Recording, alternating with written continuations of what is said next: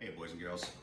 So, I've done videos on my straight up ribs. I do my ribs many different ways. It really just depends on how I'm feeling, my time, my day, just that kind of stuff. So, I know I've done a video on my straight up ribs, you know, like 5 hours, and the long game one.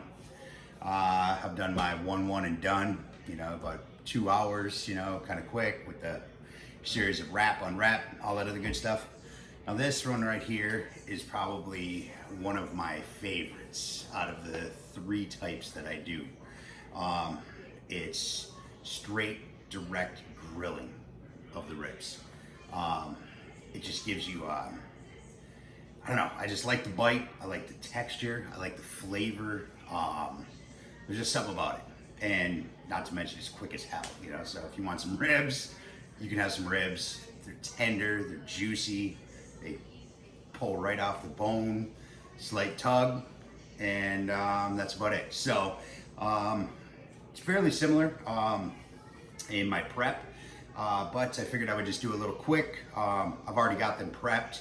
It's really no reason to watch me season them and all that shit, you know. So this is what we got right here anyway. Check it out.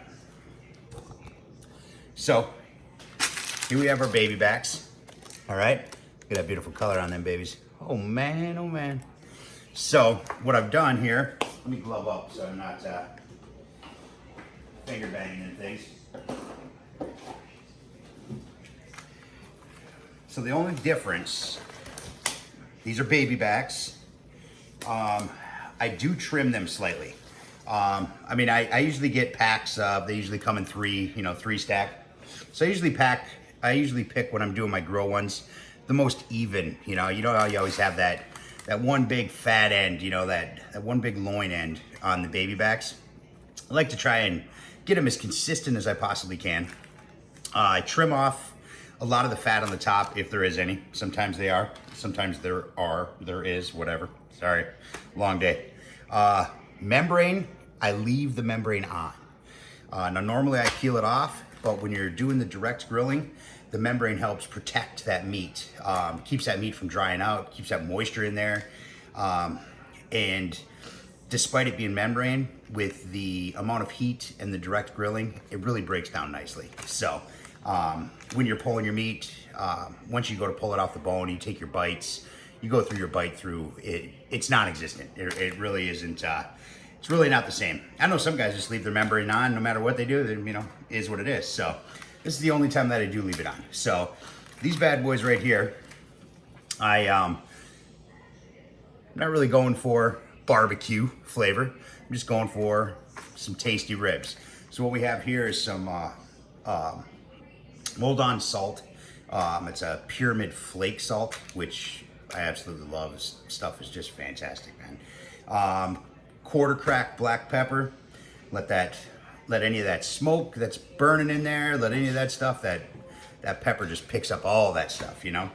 And a little bit of garlic, little bit of ancho chili powder, actually quite a bit of ancho chili powder, and very little bit of oregano.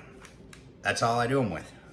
It may sound a bit odd, but it really is good. It has a nice savory flavor. There's some sweetness, there's some heat, there's smokiness from that, all that from that ancho chili powder. It's good stuff, man, really good stuff. So I got the pit going outside. I got her lit. I'm going to full deck it. We're going to have the tray all the way down. We just need heat underneath. We don't want it right up. We're gonna keep that lid closed. You know, any flare-ups, you know, all that juice from the meat's gonna hit that stuff. It's gonna come back up at them ribs. It's really good, man. You guys, if you haven't tried it, try it, you know. There's not only one way to cook it. So, we're gonna get them out to the pit and start grilling some ribs. All right, we are ready to fire it up. So this is what we got going on. Check it out. We're working on the flat top tonight. We get you a good view. So I got, yeah, I know, charcoal, right? I know you guys don't ever see me using charcoal. I typically I typically use my, my post oak, and I usually put enough in the first cook, blah, blah, blah, make my own lump, and then kick that stuff aside. And I usually have a stock, but the way things been going on, just been a little bit busy. I haven't had a chance to do that. So when in Rome, we got some rockwood charcoal going here, Missouri hardwood. So I got some of that in there. I do have a couple of post oaks that I had left. I threw them in there because I like it.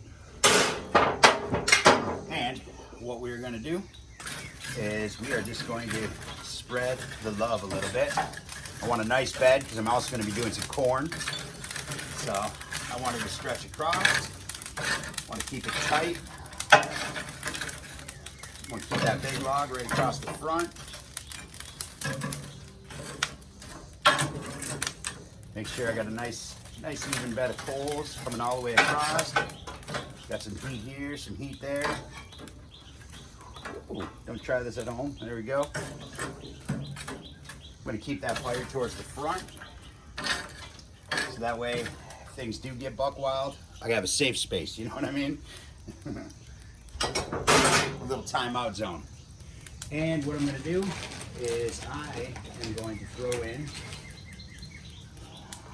just going to litter some cherry in that baby. There's cherry and ribs. Need I say more, you know? So, I'll get some smoke rolling in there too. So you will have that smoky flavor. So now I'm gonna bring this down.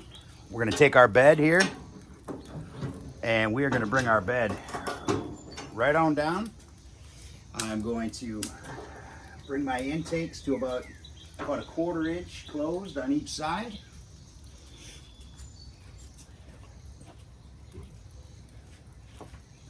We're gonna get our grates in.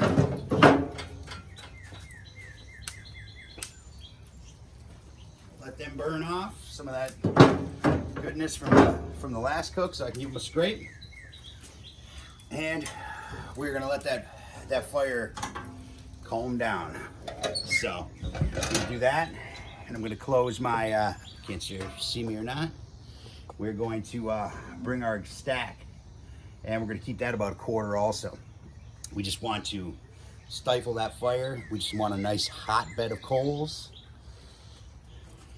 And we want to keep that temp, the pit temp here, it's best I found around the 275, 300 mark. So even though that sounds low, it is for indirect, for what we're trying to accomplish here. But having that direct heat underneath those ribs, it's perfect. We don't want them to get buck wild. This will take probably about an hour, you know, maybe an hour, 30 minutes, depending on, you know, the thickness of your rack that you got going on. But you don't want this thing ripping. We're not searing steaks here, you know? So we are going to let that go and let this thing tone down. We'll get our temp up. See, right now she's already at 200 degrees. We just closed the lid. So we just need to let that fire calm down a little bit, let that cherry burn in a little bit, and that's it. We're gonna get some ribs on it.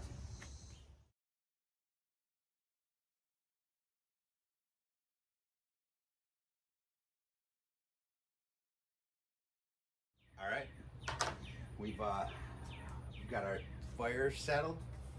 It's rolling some nice blue smoke. She's ready. She's ready. So let's do this. We're sitting right below the 3 mark, which is perfect. So let's do this now before our fire starts flaring back up.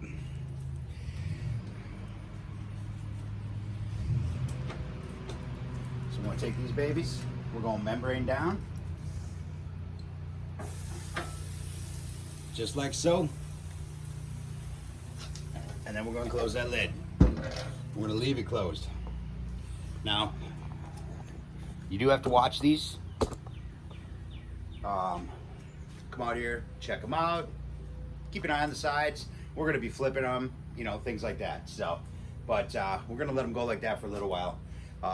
We have that membrane under there to protect it. I sprayed them with avocado oil. Avocado oil has a 550-degree burn point, so it's almost like a protective armor when you're trying to sear. You get a beautiful sear with it, but it doesn't burn. You know, olive oil will burn, butter will burn, all that stuff will burn. Avocado oil, on the other hand, it's got a massive burn point on it, so it does a good job protecting the meat. So we're gonna let them roll for a little bit. We'll be back to check them out. If our remote works. It doesn't.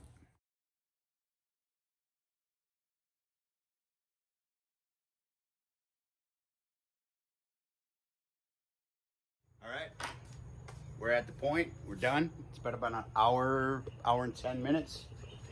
This is what we got.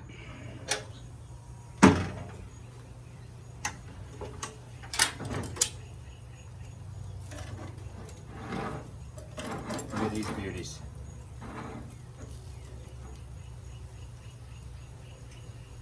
Look at that bend.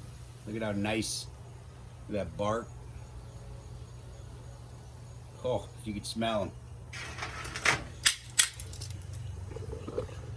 So I'm gonna bring them in. I'm gonna let them rest for a little bit while I prep the rest of my stuff, get the rest of the sides done, and then we'll cut into them.